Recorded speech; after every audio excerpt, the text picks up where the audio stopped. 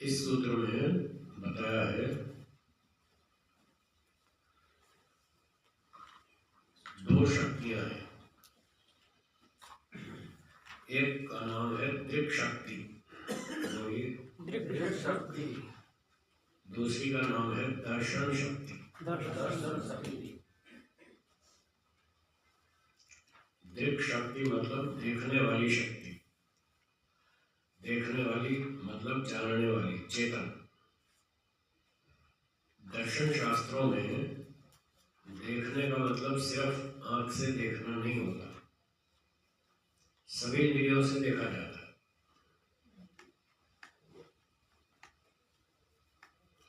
आंख से, कान से, नाक से, सभी इंद्रियों से देखा जाता है, तो उसको दर्शन कहते हैं। दर्शन का अर्थ है ज्ञान। क्या अर्थ है? ज्ञान। ज्ञान। तो सभी इंद्रियों से ज्ञान होता है। आंख से रूप का ज्ञान होता है, कान से शब्द का ज्ञान होता है, नासिका से गंध का ज्ञान होता है, सब इंद्रियों से ज्ञान होता है। इसलिए यहाँ दर्शन का मतलब है ज्ञान, जानना। तो दर्शन सभी इंद्रियों से होता है, बुद्धि से भी ज्ञान होता है, इसलिए बुद्धि को भी दर्शन शक्ति कहते हैं। तो यहाँ दृक् शक्ति का अर्थ है देखने वाली शक्ति, जानने वाली शक्ति, मतलब चेतन शक्ति, आत्मा। दृक् शक्ति का अर्थ क्या हुआ? जानने वाली शक्ति, आत्मा। ठीक है। और आगे है दूसरी शक्ति जिसका नाम है दर्शन शक्ति। ये है बुद्धि, जो ज्ञान कराती है।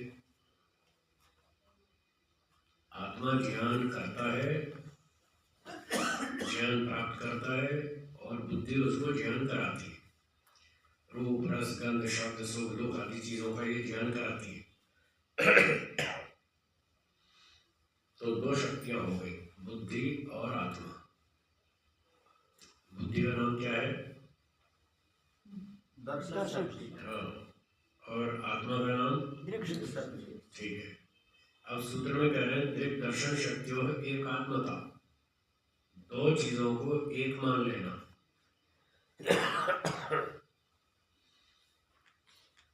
है तो ये दो चीजें, पर इन दो को एक मान लेना ये अस्मिता क्लेश है।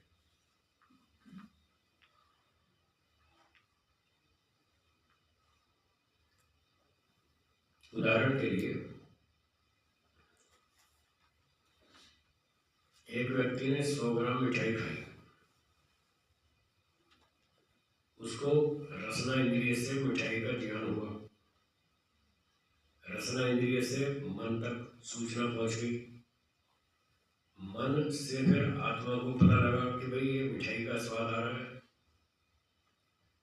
अब इस स्वाद का पता चल गया मन से, अब इसमें सुख लेना या ना लेना ये निर्णय करेगी बुद्धि।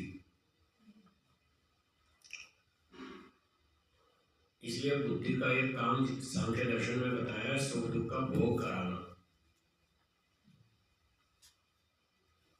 क्या काम बताया बुद्धि का? सुख दुख का भोग कराना। बुद्धि का एक काम तो ये है कि आत्मा बुद्धि से निर्णय लेता है, ये काम अच्छा है, ये काम बुरा है, ये करूंगा, ये नहीं करूंगा, इसमें लाभ है, इसमें हानि है। ये जो निर्णय लेने का काम है ये बुद्धि की सहायता से आत्मा करता है। निर्णय लेने की जिम्मेदारी आत्मा पर है, बुद्धि तो उपकरण है, जड़ वस्तु है, उसका सहयोगी है।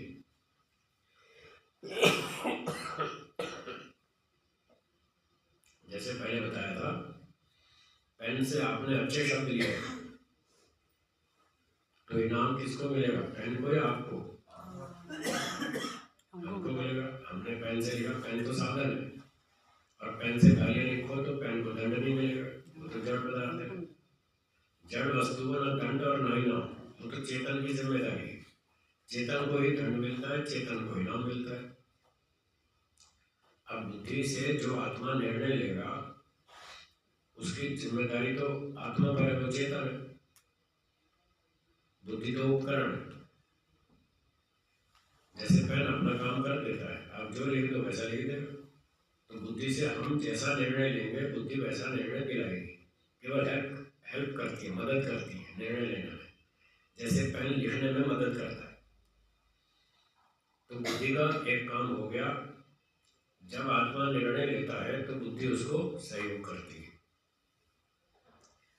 ऐसे ही जब आत्मा सुख दुख को भोगता है तो बुद्धि उसको सहयोग करती है भोगने में।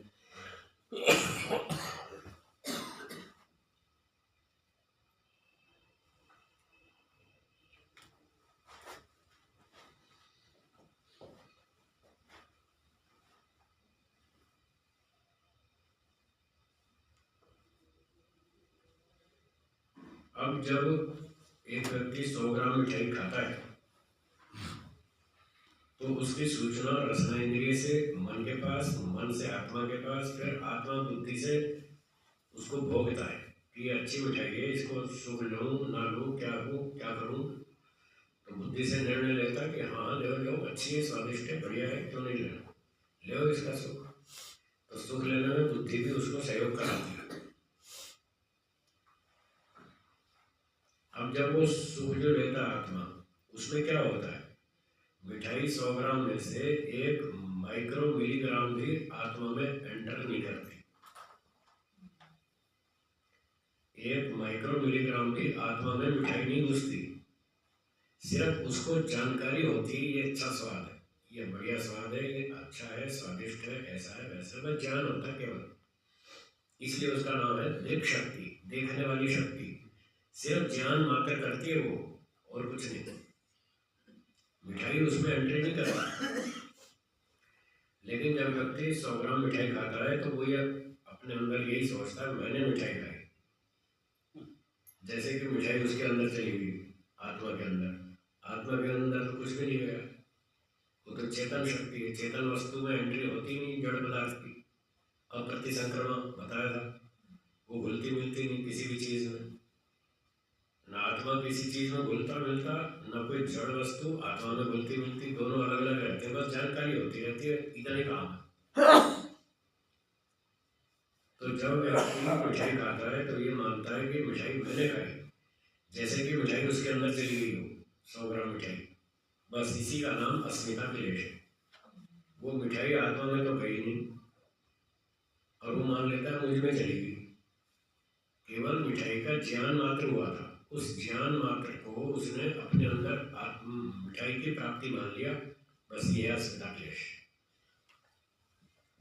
सारी दुनिया इसी चक्कर में अस्मिता क्लेश है। जिसको तत्व ज्ञान हो जाता है वो इस क्लेश से छूट जाता है, अविद्या से छूट जाएगा, अस्मिता से छूट जाएगा, सारे क्लेशों से छूट जाएगा।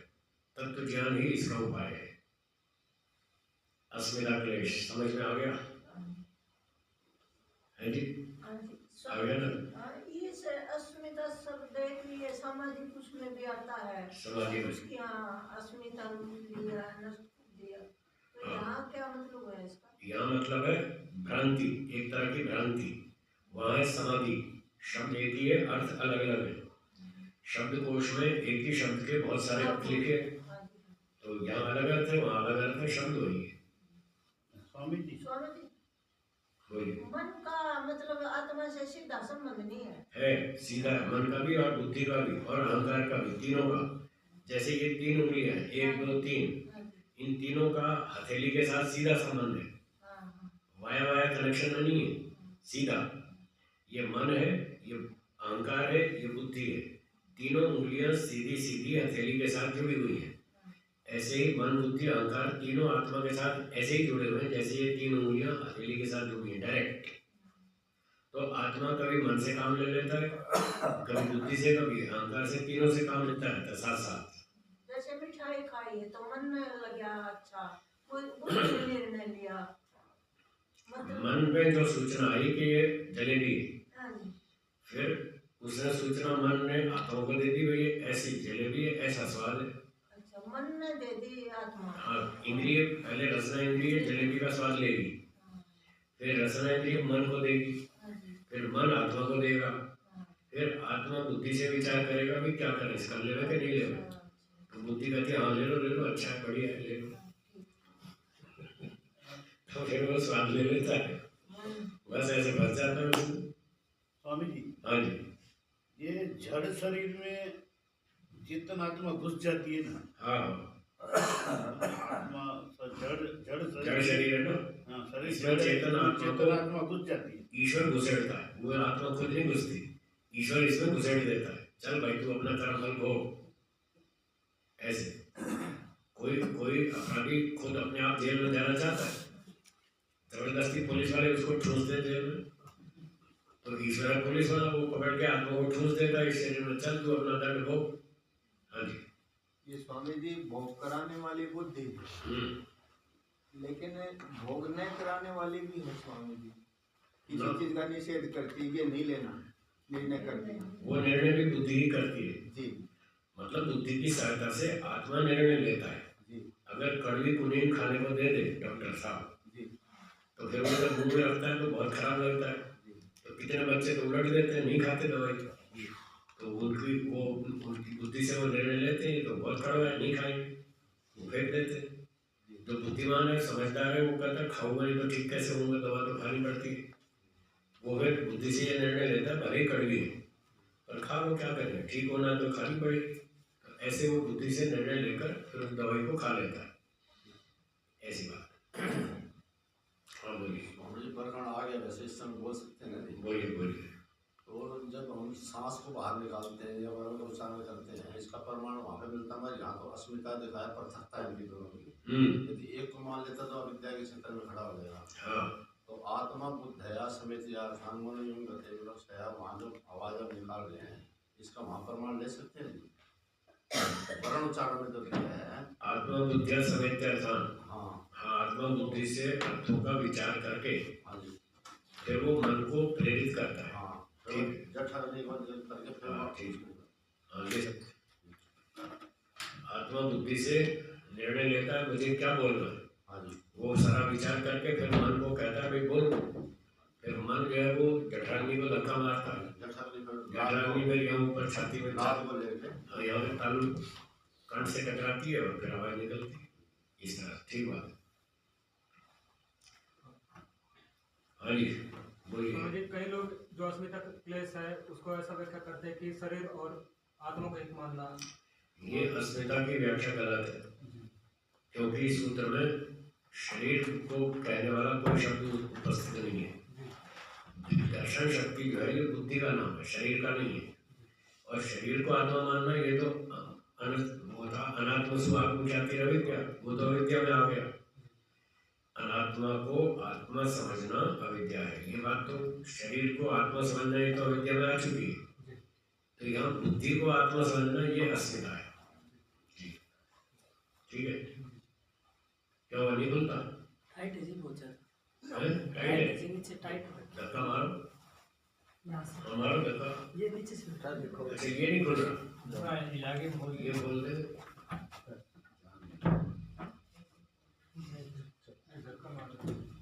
चलो हो गया, ठीक है।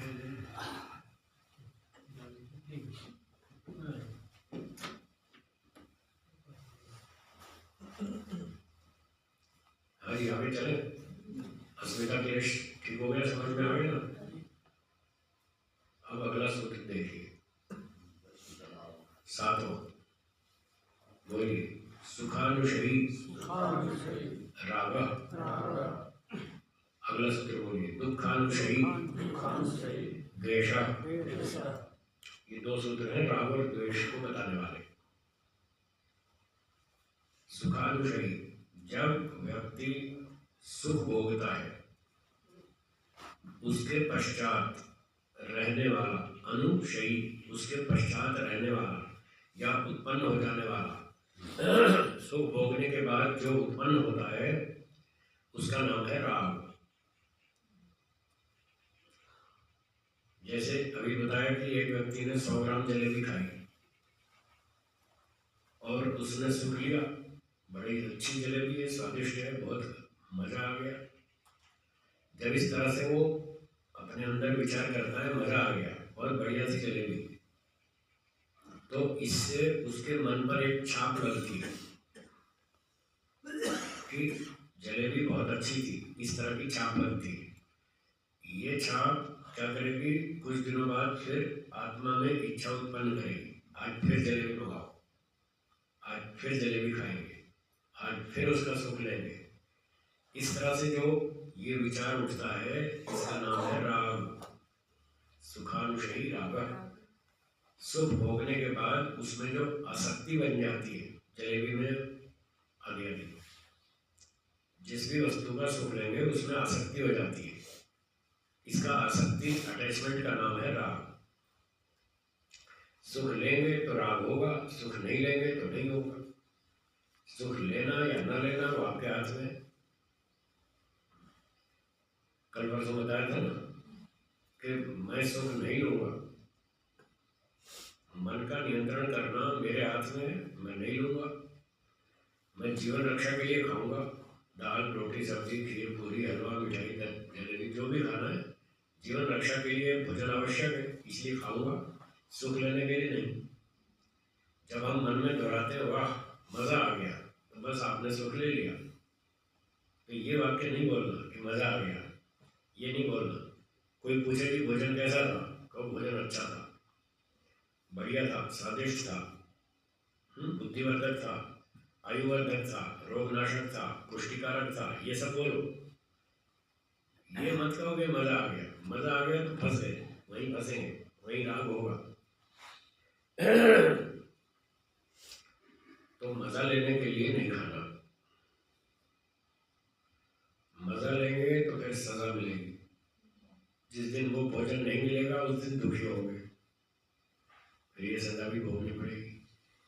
इस सजा से बचना हो तो मजा मत लो, बस ये कहो ठीक है भोजन अच्छा है, स्वास्थ्यवर्धक है, बुद्धिवर्धक है, आयुवर्धक है, इसको रक्षा के लिए, शरीर रक्षा के लिए खा रहे हैं, खा लो कोई बात नहीं, तो फिर राग नहीं होगा। तो जब व्यक्ति सुख लेकर खाता है तो उसमें राग उत्पन्न होता है। ये खाने का एक उदाहरण, ये इंद्रिय का, ऐसे ही सभी इंद्रियों का।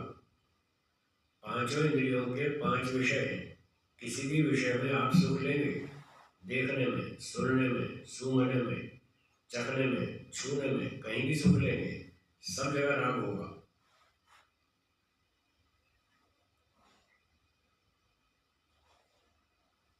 तो ये राग नामक क्लेश है जो अविद्या से उत्पन्न होता है।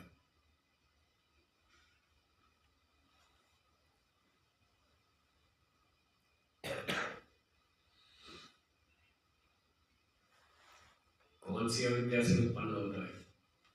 जब व्यक्ति मिठाई खाता है, सुख लेता है, तो वो ये सोचता है कि ये सुख बहुत अच्छा है, ये हमेशा मिलता रहेगा। क्या बोला आखिरी वाक्य?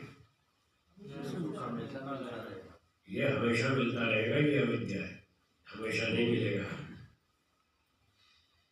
हमेशा मिलता रहेगा, ऐसा सोचना अविद्या है। और इसी के कारण वो राग हो गया कि हमेशा मिलता रहेगा, सुख लेते रहेंगे, क्या दिक्कत है, पैसे दो, मिठाई खाओ, मजा लो। पर कितने ही सेठों को हमने देखा वो 4 गुना पैसा खर्च करने को तैयार है, पर मिठाई नहीं मिल रही, आउट ऑफ स्टॉक, माल बिक गया, दुकान पर देर से पहुंचे, अब कुछ भी कर लो मिठाई नहीं मिलेगी, और वह भी दुखी होंगे। जब वो मिठाई खाने को नहीं मिलेगी तो फिर व्यक्ति उस दिन दुखी होगा।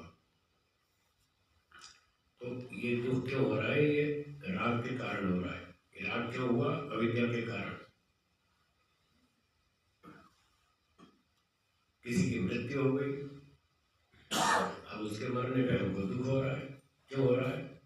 क्योंकि उससे राग था। क्या राग था? उससे हमको पैसे मिलते थे, अब पैसे नहीं मिलेंगे तो मर गया बेचारा।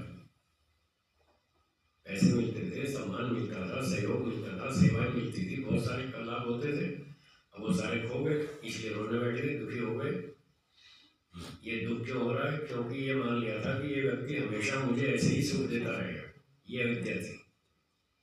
आज जो व्यक्ति आपको सुख दे रहा है, 2 साल बाद भी वो ऐसे ही सुख देगा, इस बात की गारंटी है? 5 साल बाद भी ऐसे ही सुख देगा, है गारंटी? और लोग तो 70 साल की गारंटी माने बैठे, ये तो 70 साल तक मुझे सुख देगा।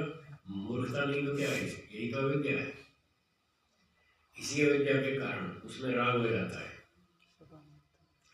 रेल यात्री में आपको राग नहीं होता, क्योंकि आपको पता है 6 घंटे तक ही साथ रहेगा, 6 घंटे बाद इसका स्टेशन आ जाएगा, ये उतर जाएगा या मैं उतर जाऊंगा, मेरा स्टेशन आएगा तो मैं उतर जाऊंगा। इसके साथ 6 घंटे की यात्रा है, इसलिए उसमें राग नहीं होता। भले वो आपको सहयोग भी कर दे तो भी राग नहीं होता। और परिवार के लोगों से, मित्रों से, रिश्तेदारों से ये राग इसलिए हो जाता है कि हम समझते हैं ये हमेशा हमको सुख देते रहेंगे। ये भी अविद्या, इस अविद्या के कारण राग होता है। और जिस वस्तु में राग होता है, जब वो उस वस्तु से सुख नहीं मिलता तब दुखी होते हैं, इसलिए इसको क्लेश कहा है, ये दुख देता है। और इसका साथी दूसरा है द्वेष, ये इसका विरोधी है। जिस वस्तु में दुखानुशयी द्वेषा, जिस वस्तु से दुख मिलता है उस पर गुस्सा आता है, उससे द्वेष हो जाता है, उससे जलन होती है। ये नालायक दुष्ट आदमी बहुत तंग करता है। मेरे पैसे खा गया, अब तक उधार के वापस नहीं दे रहा, पैसे नहीं देता, ऊपर से नाटक करता है, हाँ मैं कुछ और थोड़ी हूँ, पैसे आने दो फिर दूंगा। एक तो देता नहीं, पैसे इसके हैं, दबा रखे इसने, पैसे देता नहीं है, ऊपर से नाटकबाजी करता है कि मेरे पास पैसे नहीं है, आएंगे तो दे दूंगा, मैं कुछ और थोड़ी हूँ, कोई भाग थोड़ी रहा हूँ। तब आपको उस पर गुस्सा आता है, इसका नाम है द्वेष। तो जो वस्तु दुख देती है उससे द्वेष होता है, जो सुख देती है उससे राग होता है। ये दोनों ही क्लेश हैं, दोनों ही परेशान करते हैं। जिस वस्तु में राग है, यदि वो नहीं मिली तो दुख होगा, और जिसमें द्वेष है, यदि वो सामने आ गया तो उससे द्वेष होगा, उससे दुख होगा। जिससे द्वेष है वो सब उसकी शक्ल देखते ही आपको गुस्सा आएगा, अथवा याद भी आ जाए, शक्ल भी ना देखें, बैठा दिल्ली में और यही बैठे बैठे उसको याद कर लिया तो भी गुस्सा आएगा। तो ये राग और द्वेष दो क्लेश हैं। इनसे बचने का उपाय है कि संसार की चीजों में सुख भी मत लो और दुख आए तो दुखी भी मत हो। सुख भी नहीं लेना, दुख भी नहीं, दुखी भी नहीं होना, दोनों परिस्थितियों से बच के रहना। तो न राग होगा न द्वेष होगा, तो आप शांति से जी सकते।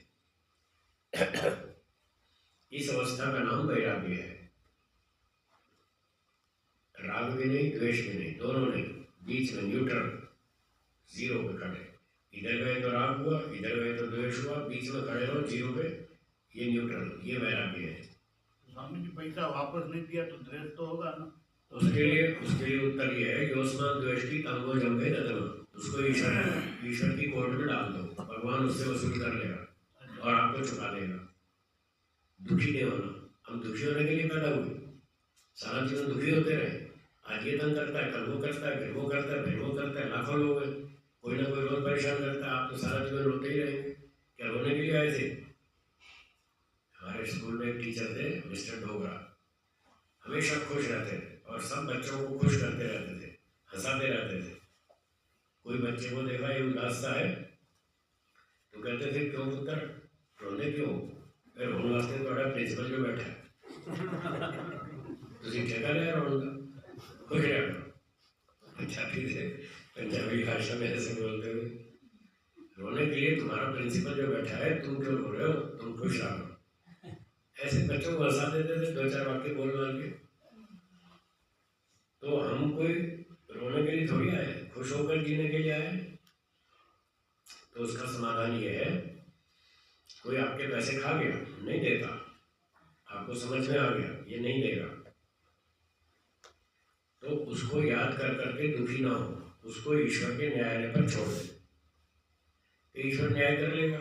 इसने मेरा 10 लाख रुपए खा लिया, मुझे 20 लाख वसूल कर, ईश्वर देगा 10 लाख मूलधन, 10 लाख का ब्याज, पूरा 20 लाख रुपया भगवान मुझे देगा और इससे 20 लाख वसूल करेगा। इसने मेरे 10 लाख खाए, ब्याज समेत 20 लाख इससे वसूल करेगा। अब 20 करेगा, 30 करेगा, 50 करेगा, वो भगवान जाने पर करेगा जरूर, छोड़ेगा नहीं वो।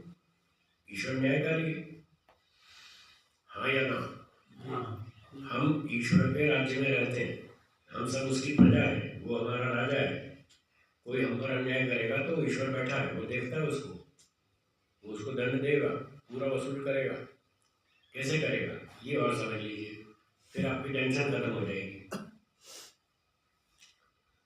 तो जिसने आपके 10 लाख रुपए छीन लिए, देता नहीं वापस, उसको ईश्वर अगले जन्म में बैल बनाएगा, बैल, घोड़ा। फिर स्वामी जी कलेक्टर का और पूरा पूरा सुनो मेरी बात, उसको बैल बनाएगा, घोड़ा बनाएगा, गधा बनाएगा, उससे पूरी मजदूरी करवाएगा। चल बेटा कर मजदूरी, 20 लाख तेरे से वसूल करना। जब तक 20 लाख वसूल नहीं हो जाए, भगवान उससे मजदूरी करवाएगा, चाहे 2 जन्म दे, चाहे 10 जन्म दे, चाहे 50 जन्म दे, पूरा वसूल करेगा 20 लाख रुपया। और हमारे पैसे खा गया, हमको अगले जन्म में सेठ के यहाँ पैदा कर देगा। पैदा होते ही सारी संपत्ति वसूल हो गई 20 लाख की, ऐसे करेगा। हाँ स्वामी, अब बोलिए। तो न्यायालय की और कलेक्टर की ये बात बाद में वो क्या काम करेगा? न्यायालय में न्याय मिलता है तो जाओ ले लो। कोर्ट में न्याय मिलता है आजकल? बोलिए। मिलता हो तो जाओ, मैं मना थोड़ी कर रहा हूँ। 10 बार कोशिश करो, उससे 10 बार तकाजा करो, भाई हमारे पैसे लाओ। वो 10 बार मांगने पर भी नहीं देगा। अब क्यों रोते रहो? ठीक है भाई, नहीं देता तो कोर्ट में जाते हो, कोर्ट में जाओ, अगर मिलता हो तो कोर्ट में जाके ले लो, उसके लिए मना नहीं है। वो देता नहीं, समाज कोई सपोर्ट करता नहीं, कोर्ट में भी न्याय नहीं मिलता, फिर अंत में तो एक ही न्यायालय है, बस फिर अंत में वहाँ फरियाद करो, शिकायत करो और अपना मस्त करो, बाकी अपना काम करो। अब तो न्यायाधीश लोग खुद लोगों से कहते हैं कोर्ट में मत जाओ, आपस में निपटारा कर लो, हो गया जी, ऐसा कहते हैं। निकाल देंगे द्वेष तो फिर नैमित्तिक है ना, मतलब ये नैमित्तिक द्वेष है, वो स्वाभाविक तो रहेगा, स्वाभाविक तो रहेगा, उसमें कोई समस्या नहीं। ये नैमित्तिक कोई हटाना है, इसका निमित्त अविद्या है, ये अविद्या से उत्पन्न हो रहा है। ठीक है, तो इस तरह से जब कोई अन्याय करे, अपना बचाव जरूर करें, रक्षा पूरी करें स्वयं, और पूरी ताकत लगा ली फिर भी न्याय नहीं मिल रहा तो अंत में फिर ईश्वर की कोर्ट में डाल दे, फिर अपना शांति से जिए। तो ये हो गया चौथा क्लेश, द्वेष। 5वां अभिनिवेश, सूत्र 9। बोलिए। स्वरसवाही विदुषोपि तथा रूढ़ो अभिनिवेश। ये 5वां क्लेश है, अभिनिवेश। इसका अर्थ है जो मरने से डर लगता है, मरने से डर लगता है कि मर ना जाऊं, कभी मर ना जाऊं, ये जो मरने से डर लगता है इसका नाम अभिनिवेश है। इसका कारण भी वही अविद्या है। क्या अविद्या है? शरीर को आत्मा माने बैठे, हाँ या ना, ये अविद्या है। शरीर जड़ है, आत्मा चेतन है, शरीर अनित्य है, आत्मा नित्य है, शरीर उत्पन्न होता है, आत्मा उत्पन्न नहीं होता, शरीर मरता है, आत्मा नहीं मरता। जब व्यक्ति अविद्या के कारण शरीर को ही आत्मा मान लेता है तब उसे डर लगना शुरू होता है, क्योंकि शरीर तो मरेगा। राम जी का शरीर चला गया, कृष्ण जी का चला गया, दुर्योधन है, सिकंदर, सबके सब चले गए, तो हमारा भी शरीर है तो ये भी जाएगा। तो शरीर तो मरेगा, ये मोटा मोटा समझ में आता है लोगों को, और फिर वो समझते हैं कि शरीर ही तो मैं हूं, और शरीर गया तो मैं गया। मैं मरना चाहता नहीं, इसलिए डर लगता है कभी मैं मर न जाऊं।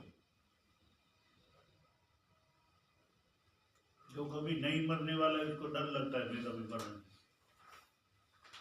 छोटे बच्चे को भी लगता है, कीड़े मकोड़े को भी लगता है, सबको लगता है। स्वरसवाही अपने संस्कार से पिछले जन्म से चला आया।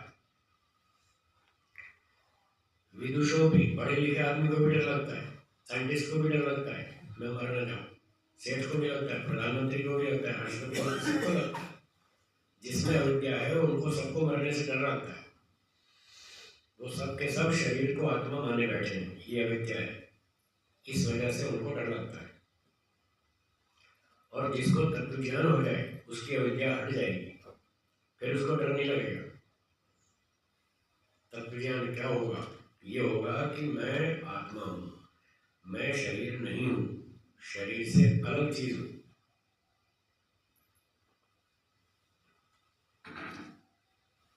शरीर मुझसे अलग है, मैं शरीर से अलग हूँ, मैं उत्पन्न नहीं हुआ, ना मैं मरूंगा। ये तो शरीर उत्पन्न होता है, शरीर मरता है। एक यात्री कार में बैठ जाए तो क्या दोनों मिलकर एक वस्तु हो जाएगी? ये दो रहेंगी, दो ही रहेंगी। यात्री अलग है, कार अलग है, शरीर तो कार है, आत्मा यात्री है। तो यात्री अलग है, कार अलग है, आत्मा अलग है, शरीर अलग है। जिसको ये समझ में आ जाता है, तत्व ज्ञान हो जाता है, फिर उसको डर नहीं लगता। वो सोचता है ये शरीर टूटेगा, वो तो टूटेगा, कुछ भी कर लो इसको बचा नहीं सकते। कितने भी च्यवनप्राश खाओ, कितने भी रसायन खाओ, इसको बचा नहीं सकते, एक दिन तो मरेगा। उसको समझ में आ जाता है। और ये भी आ जाता है मैं आत्मा हूँ, मैं शरीर नहीं हूँ, मैं नहीं मरूंगा, शरीर भले मरेगा। आप कार खरीदते हैं, नई कार अच्छी चलती है, धीरे धीरे घिसने लगती है, 20 साल बाद खराब हो जाती है, आप छोड़ देते हैं, फिर नई कार ले लेते हैं। नई कार खरीदने में पुरानी कार छोड़ने में कोई कष्ट होता है क्या? तो जब कार बनती है, चलती है, घिसती है, तो शरीर भी तो बना है ना, ये भी चलेगा और घिसेगा, धीरे धीरे इसमें भी आएगी घिसावट। तो जो इस बात को समझ लेता है कि शरीर भी एक कार की तरह मशीन है, ये भी घिसेगा। 5-10 साल 20 साल का जवान होता है, बहुत अच्छी चुस्ती से चलता है, शरीर में ताकत होती है, फर फर फर फर भागता है, सारे काम बढ़िया होते हैं। फिर 40 तक आते आते थोड़ा ठीक ठीक हो जाता है, 50-60 में फिर ढीला हो जाता है, फिर गिरावट शुरू हो जाती है 50 के बाद। तो वो समझता है कि ये शरीर है, गिरावट की तरफ है। कार भी तो 20 साल में खराब हो जाती है, ये भी तो 80-90 साल में खराब होगा, ये कोई 100,000-10,000 साल थोड़ी चलेगा। तो जिसको ये समझ में आ जाता है ये शरीर है, घिसेगा, एक दिन टूटेगा, फटेगा, नष्ट होगा, और मैं शरीर नहीं हूँ, मैं तो आत्मा हूँ, शरीर से अलग हूँ। जिसको ये तत्व ज्ञान हो जाता है फिर उसको डर नहीं लगता, वो कार की तरह छोड़ देता है शरीर को। जैसे आप पुरानी कार छोड़ देते हैं और नई ले लेते हैं, ऐसे वो पुराना शरीर छोड़ देता है और नया शरीर धारण कर लेता है अगले जन्म में, उसको डर नहीं लगता।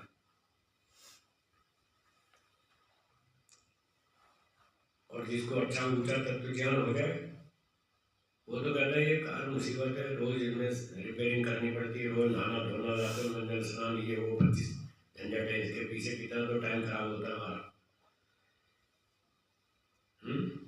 1/3 टाइम तो सोने में चला जाता है। 7-8 घंटे आदमी सोता है दिन में 24 में से, तो 1/3 टाइम तो सोने में ही चला गया। 2-3 घंटे नहाना धोने, सफाई में, खाने पीने में, व्यायाम करने में निकल जाता, तो कितना आधा टाइम तो इसी के पीछे बर्बाद होता है। वो कहता है शरीर नहीं मिले तो अच्छा है, जान छूटे, अगला शरीर नहीं चाहिए, मैं तो मोक्ष में जाऊंगा। तो वो आदमी जब तक जीता है, खुश होकर जीता है, उसको मरने से डर नहीं लगता, वो अपने आप को आत्मा समझता है, शरीर से अलग मानता है, शरीर टूटेगा उसकी कोई चिंता नहीं है, हर चीज टूटती है, ये भी टूटेगा। बोलिए। असंगय अहम पुरुष है, राज्यवाल के लिए अपने सही बात। मैं इस तरह से करता हूँ, ये भी इसमें लड़ जाएगा। सही बात। आत्मा जड़ वस्तुओं से अलग है, अभिनिवेश। हाँ जी। तो ये समझने पर उसका अभिनिवेश हट जाएगा, अविद्या हट जाएगी, अभिनिवेश हट जाएगा, अविद्या हट जाएगी, राग द्वेष सब खत्म हो जाएगा। पर व्यक्ति गहराई से सोचता नहीं है, बस समस्या यहाँ पर है। लोग पढ़ लेते हैं, सुन लेते हैं, फिर आगे गहराई में विचार नहीं करते, चिंतन नहीं करते। गहराई से बार बार चिंतन करेंगे तो समझ में आ जाएगा कि हाँ मैं अलग हूँ, शरीर अलग है, शरीर जड़ है, शरीर अशुद्ध है, इसमें 20 रोग भरे पड़े और कूड़ा कचरा बहुत गंदगी है, ऐसे बार बार विचार करें तो उसको शरीर समझ में आ जाएगा और शरीर से वैराग्य हो जाएगा, अपने से भी और दूसरों से भी, सबसे वैराग्य हो जाएगा। तब वो शांति से बढ़िया मस्त होकर जिएगा और फटाफट मोक्ष की तैयारी करेगा।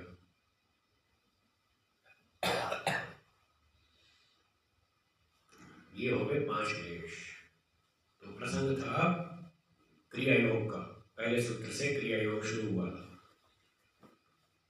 तब स्वाध्याय और ईश्वर समर्पण करना क्रिया योग कहलाता है।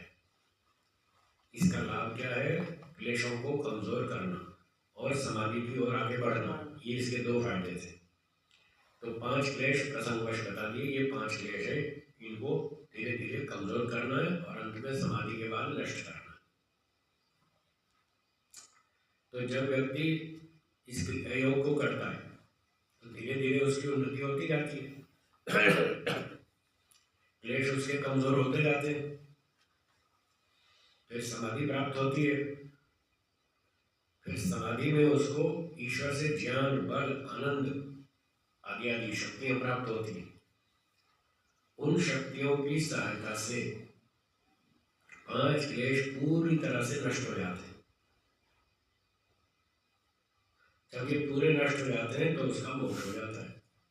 ये बात अगले सूत्र में देखिए, 10वां। बोलिए, ते प्रतिप्रसव हेया सूक्ष्म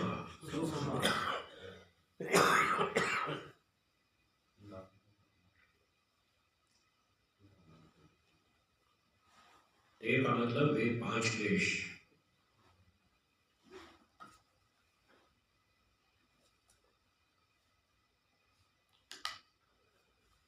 वे 5 क्लेश सूक्ष्म, जब सूक्ष्म हो जाते हैं, दल बीज हो जाते हैं, पूरी तरह जल जाते हैं, नष्ट हो जाते हैं 5 क्लेश, तो प्रतिप्रसव, फिर ये शरीर, इन सब शरीरों का नाश हो जाता है।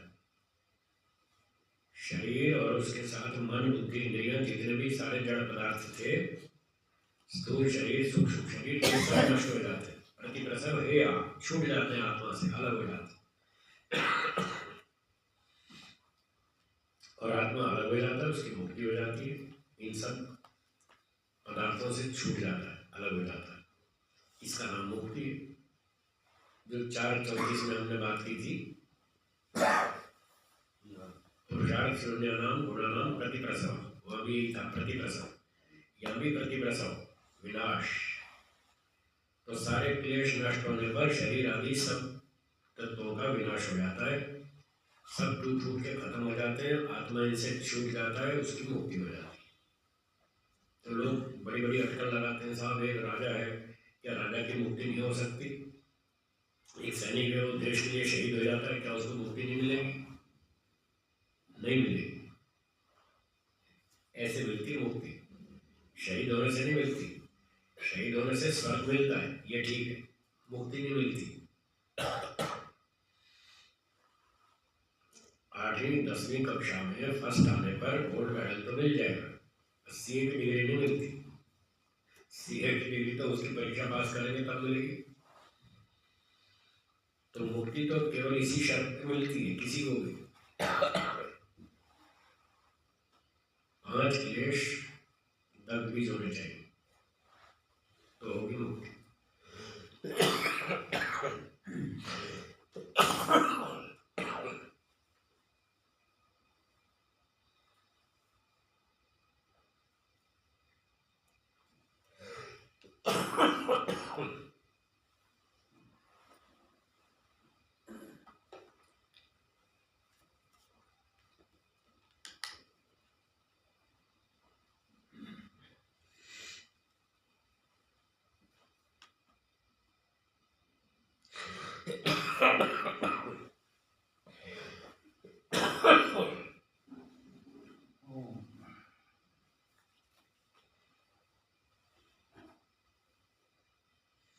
ये 5 क्लेश।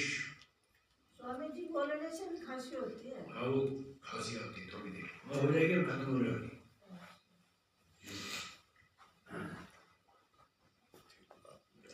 ये जो 5 क्लेश है ये समाधि के बिना नष्ट नहीं होते।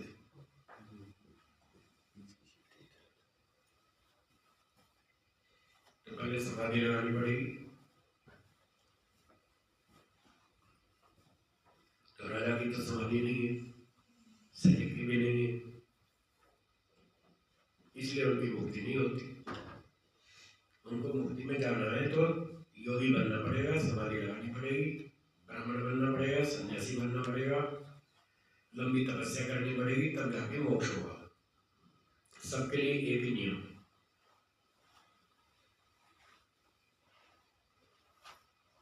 बोलिए, ठीक है, समझ में आ गया? स्वामी जी समाधि तुम्हारी बिना लगती की तरह तो आपकी मुक्ति कहाँ होने वाली है? अभी नहीं, लगती है, अभी देर है। ऐसे पूछ रही है, बात ठीक है। अगर कितना प्रयास कर ले उसको तो आंशिक उस पर भी नहीं पहुंचते हैं। कोई बात नहीं, मेरा अभी अगला जन्म मिलेगा, फिर कर लेंगे और बहुत टाइम मिलेगा। अभी जब तक हमारे क्लेश बीज नहीं होंगे तब तक अगला जन्म चालू रहेगा। 2 जन्म लो, 20 लो, 50 लो, आपकी इच्छा है। आपको इतना काम पूरा करना है तो आपकी इच्छा है। 20 जन्म में करो, 50 में करो या 2 जन्म में करो, आपकी मर्जी।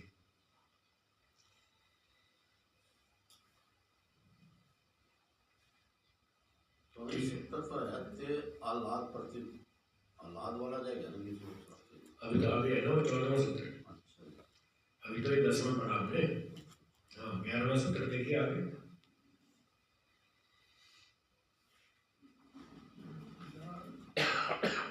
बोलिए, ध्यान है या तद्वृत्तया। इस 11वें सूत्र में कह रहे हैं जब तक क्लेश दग्ध बीज नहीं होते, अगर दग्ध बीज हो गए तो मोक्ष हो जाएगा, और अभी तो हुए नहीं, तो जब तक नहीं होते तब तक क्लेशों का आक्रमण चालू रहेगा। तद्वृत्तया, क्लेशों की वृत्तियां उठती रहेंगी, आक्रमण चालू रहेगा। कभी सूक्ष्म वृत्तियां होंगी, कभी स्थूल वृत्तियां होंगी, मोटी मोटी होंगी, कभी बहुत सूक्ष्म होंगी गहराई से। तो इनको कैसे करें दूर? क्लेशों के आक्रमण को दूर कैसे करें? उसका उत्तर दिया ध्यान है या। यहाँ पर ध्यान शब्द का अर्थ है तत्व ज्ञान। क्या अर्थ है? तत्व ज्ञान। राग द्वेष अविद्या से ही सब हो रहा है, तो अविद्या का उल्टा है विद्या, तत्व ज्ञान। तो ये संसार में नियम है, 2 विरोधी पदार्थ एक दूसरे के नाशक होते हैं। गर्मी और ठंडी दोनों विरोधी। ठंड बढ़े तो गर्मी लाओ, गर्मी बढ़े तो ठंडक लाओ, दोनों एक दूसरे के नाशक हैं। तो अविद्या बढ़े तो विद्या लाओ, ठीक है, और विद्या में ढीला बन गया तो अविद्या फिर आगे हो जाएगी, वो विद्या फिर विद्या का नाश करेगी। तो इस सूत्र में कह रहे हैं जो जब तक ये 5 क्लेश दग्ध बीज नहीं होंगे तब तक इनका आक्रमण होता रहेगा, और हमको इनसे टक्कर लेनी है। इनसे टक्कर लेनी है तो शांति से जिएंगे, नहीं टक्कर लेंगे तो ये हमको परेशान करेंगे 5 क्लेश। हमारे गुरु जी कहते थे, स्वामी सत्यपति जी महाराज कहते थे, इनके साथ तो 24 घंटे टक्कर चलेगी, या तो ये हमको मारेंगे या हम इनको मारेंगे, 2 में से एक तो पिटेगा। अब आप देख लो किसको पीटना है, या तो आप इनको पीटो, नहीं तो ये आपको पीटेंगे, क्योंकि दोनों में विरोध है, टक्कर है, लड़ाई तो चलेगी।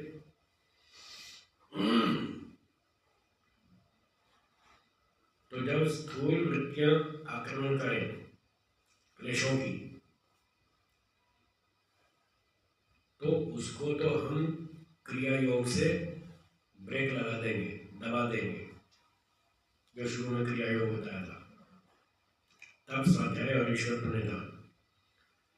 जब मोटा मोटा आक्रमण हो तो इससे हम उनको रोक लेंगे, प्रतिपक्ष भावना करेंगे, नहीं करूंगा, ये काम नहीं करूंगा, ये गलत है, ऐसे ऐसे उसको ब्रेक लगा देंगे। अभी रखो, 10 क्लास पूरी हो रही है, फिर करेंगे। ठीक है, मोटे मोटे आक्रमण को तो इस तरह से रोक देंगे, प्रतिपक्ष भावना से, क्रिया योग से। और जो क्लेशों का सूक्ष्म आक्रमण है वो इससे नहीं हटेगा। उसके लिए समाधि चाहिए, तत्व ज्ञान चाहिए, वो उससे जाके पूरा दर्द बीज होगा। तो ये उपाय बता दिया। फिर एक व्यक्ति ने पूछा, चलो ठीक है, मोटा मोटा तो हम क्रिया योग से हटा लेंगे, पर जब तक ये दर्द बीज नहीं हो जाते तब तक ये जीवित तो रहेंगे क्लेश, और फिर जब तक ये क्लेश बने रहेंगे तब तक हमको प्रेरित भी करेंगे, हम पे हमला भी करेंगे, और इन क्लेशों से प्रेरित होकर फिर हम कुछ ना कुछ कर्म भी करेंगे। हर व्यक्ति सारा दिन कर्म करता रहता है, चुपचाप तो नहीं बैठता। आप बैठते हैं चुपचाप? नहीं बैठ सकते। सारा दिन कुछ ना कुछ विचार चलता रहता है, कुछ ना कुछ बोलते रहते हैं, कुछ ना कुछ योजना बनती रहती है, कुछ ना कुछ काम भी करते रहते हैं, चुपचाप तो नहीं बैठते। तो फिर अब 12वें सूत्र को देखिए। अगले सूत्र में कह रहे हैं, जब तक ये क्लेश विद्यमान रहेंगे तो आत्मा को कुछ न कुछ प्रेरित करते रहेंगे कर्म करने को, और आत्मा फिर अच्छे बुरे कर्म करेगा।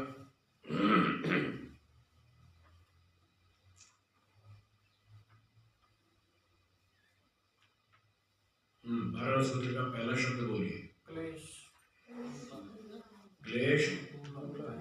आगे क्या है? आप बोलिए।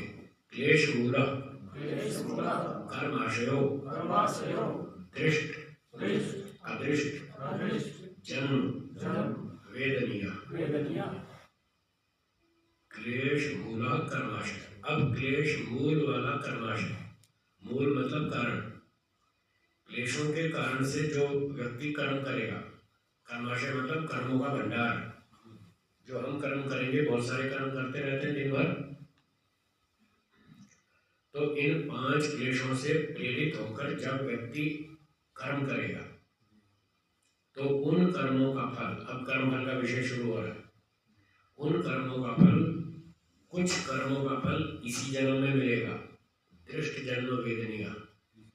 दृष्ट मतलब जो जन्म दिख रहा है, ये वर्तमान में जो दिख रहा है, इसी जन्म में फल मिलेगा। और जिन कर्मों का फल अब नहीं मिला तो अदृष्ट जन्म, वो अगले जन्मों में मिलेगा। किसी कर्म का फल दूसरे जन्म में, किसी का तीसरे में, किसी का 5वें में, किसी का 10वें में। जब उसका नंबर आएगा तब ईश्वर उसका फल देगा। फल व्यवस्था उसके अधिकार में, वो हमारी मर्जी से नहीं मिलता। कर्म करने में हमारी इच्छा है, हम अपनी इच्छा से जो चाहे जैसा भी कर्म कर सकते हैं। तो क्लेशों से प्रेरित होकर जो कर्म होते हैं उनको बोलते हैं सकाम कर्म। क्या बोलेंगे? सकाम कर्म। और क्लेश का विपरीत तत्व ज्ञान। 5 क्लेश, 5 में सबका नेता कौन? अविद्या। अविद्या का शत्रु कौन? विद्या। तत्व ज्ञान। तो अविद्या आदि 5 क्लेशों से जो प्रेरित होकर हम कर्म करेंगे वो सकाम कर्माशय है, और तत्व ज्ञान से प्रेरित होकर जब आत्मा कर्म करेगा वो निष्काम कर्माशय। तो 3 तरह के सकाम कर्म हैं, शुभ अशुभ मिश्रित। बोलिए। आर्य शरत्माला में ये लिखा है, शुभ अशुभ मिश्रित 3 प्रकार के कर्म, ये सकाम कर्म है। और चौथे निष्काम कर्म है, वो तत्व ज्ञान से प्रेरित होकर आत्मा करेगा। उसकी चर्चा चौथे भाग में है। कर्म शुक्ला कृष्णम योगिनस त्रिविधम इतरेषाम। संसारी लोगों के कर्म 3 तरह के और योगियों के निष्काम कर्म चौथे प्रकार के। तो अब यहाँ सकाम कर्मों की बात है, क्योंकि ये क्लेश मूल वाला कर्माशय है, क्लेश है कारण जिसका। तो ये 3 तरह के सकाम कर्म हो गए, शुभ अशुभ और मिश्रित। इनमें से कुछ कर्मों का फल तो अभी मिलेगा इसी जन्म में, और कुछ का फिर आगे मिलेगा। जैसा हम कर्म करेंगे वैसा फल मिलेगा। अच्छा कर्म करेंगे तो अच्छा फल मिलेगा, बुरा करेंगे तो बुरा फल मिलेगा। इस सूत्र के भाष्य में आगे लिखा है व्यास जी महाराज ने, यदि कोई व्यक्ति बहुत तीव्रता से कर्म करे, पूरी लगन से, श्रद्धा से, पूरी ताकत से, तो उसको इसी जन्म में उसका जल्दी फल मिल जाता है। पूरी ताकत से, पूरी लगन से काम करे आदमी, श्रद्धा से, तो उस कुछ कर्मों का फल उसको यही मिल जाएगा इसी जन्म में। यदि वो अच्छे काम में इतनी तीव्रता दिखाएगा तो उसका भी कल्याण हो जाएगा इसी जन्म में, और कोई बुरे काम करने लगे तेजी से तो उसको दंड भी यही मिल जाएगा इसी जन्म में। तो ये बात इस सूत्र के भाष्य में बताई है। एक दो अपराधी थे, रंगा और बिल्ला, याद है? उन्होंने बदतमीजी की ज्यादा और उनको इसी जन्म में दंड मिल गया। ये उसका उदाहरण है। रंगा बिल्ला जो थे दो दुष्ट, तो उनको इसी जन्म में दंड मिल गया। और महर्षि दयानंद जी, उन्होंने खूब पुरुषार्थ किया, पूरी श्रद्धा से, लगन से, उनको इसी जन्म में मोक्ष मिल गया, वो अपने मोक्ष में चले गए। ठीक है। महाराणा प्रताप, वीर शिवाजी, महारानी लक्ष्मीबाई, चंद्रशेखर आजाद आदि आदि, तो इस तरह के जो लोग तीव्रता से काम करते हैं उनको इसी जन्म में बढ़िया फल मिलता है। और जो घोटाले करते हैं उनको भी, बहुत से लोग जेल में पड़े, कोई उम्र कैद में है, कोई कैसे है, तो उनको इसी जन्म में भी दंड मिलता है। और जिन कर्मों का फल यहाँ नहीं मिला वो फिर आगे आगे अगले अगले जन्मों में मिलता रहेगा। उसकी रफ्तार धीमी। हाँ, उनकी थोड़ी धीमी है तो धीमा मिलेगा, जल्दी करोगे तो जल्दी मिलेगा। हाँ जी बोलिए। स्वामी जी, कर्म की परिभाषा लिखी है, मतलब मेरा विषय है, वो तो क्रिया विशेष करता है, मन, इंद्रियां, शरीर से जीवात्मा चेष्टा विशेष करता है। विशेष में क्या आएगा? देखिए, कर्म की परिभाषा में लिखा है, जीव जो मन, वाणी और शरीर से चेष्टा विशेष करता है उसको कर्म कहता है। अब देखिए, शरीर, ये शरीर का कर्म है, ये शरीर है हाथ, मेरा हाथ यहाँ रखा है टेबल पे, मैंने इसको थोड़ा सा हिला दिया, ये ऐसे हिला दिया, चेष्टा तो ये भी है, पर ये विशेष नहीं है, ये सामान्य चेष्टा है, तो सामान्य चेष्टा का फल नहीं मिलेगा। और मैं इस हाथ से यज्ञ करूं, अवधि दूं स्वाहा, अग्नय स्वाहा, सोमाय स्वाहा, अब ये चेष्टा विशेष है, इसका फल मिलेगा। दिखने में और किसी कर्म में विशेष क्रिया करेगा तो उसका फल मिलेगा। हाँ, चेष्टा विशेष यानी जिसका कोई विशेष परिणाम आए, अच्छा या बुरा, हानि लाभ, सुख दुख, कुछ न कुछ विशेष परिणाम आए तो वो चेष्टा विशेष है। तो जैसे हाथ से यज्ञ करना, दान देना, चोरी करना, लूटमार करना, ये विशेष चेष्टा है, तो इसका फल मिलेगा। वाणी से सत्य बोलना, मीठा बोलना, सभ्यता से बोलना, ये चेष्टा विशेष है वाणी की।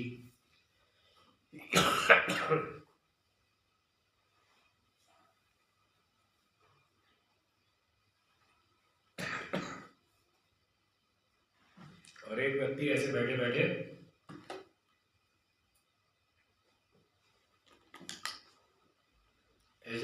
गुनगुनाता रहता,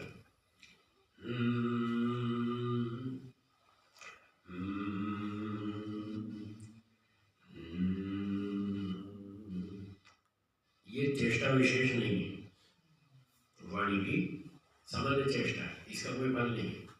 और वाणी से सच बोलेगा तो पुण्य मिलेगा, झूठ बोलेगा तो फिर पाप लगेगा, ये वाणी की चेष्टा विशेष है। और मन में व्यक्ति सोचता है कि आज शाम को 4 बजे व्यापारी पैसा लेने आएगा, पैसा मेरे पास है नहीं, तो क्या करूं, सच बोलूं, झूठ बोलूं, क्या करूं? मन में वो विचार करता है, सच बोलूं या झूठ बोलूं, सच बोलूं या झूठ बोलूं। ये मन की सामान्य चेष्टा है, इसका फल नहीं मिलेगा। जब वो निर्णय कर लेगा आज झूठ बोलना ही है, 4 बजे व्यापारी आएगा, उसको मूर्ख बनाऊंगा, निर्णय कर लिया मन में, अब ये विशेष चेष्टा होगी मन की, तो इसका फल मिलेगा। ये कहना चाहते हैं चेष्टा विशेष। मुझे लंबे काल पे इसका प्रश्न किया है, यदि हम सामान्य करते हैं तो हमें जाते ही भोग मिलता है, यदि विशेष क्रिया करेंगे तो निष्काम का प्लेटफॉर्म पे खड़ा वो है। अलग चीज है, वो अलग चीज है। अच्छा जी। वो अलग है, सामान्य विशेष हो तो निष्काम और सकाम की बात है। ये सामान्य और विशेष के उदाहरण जो मैंने दिए वो इस तरह से, सामान्य क्रिया होगी तो फल नहीं मिलेगा, जबकि वो तो फल है, वो तो मिल रहा है, तो वो तो चेष्टा विशेष का फल है, सामान्य का नहीं है, वो चेष्टा विशेष का फल है। और वो चेष्टा विशेष सकाम थी, इसलिए जबकि भोग मिला, और निष्काम होगी तो मोक्ष मिलेगा। समय समाप्त। आज की कक्षा पूरी। ओम का उच्चारण करेंगे।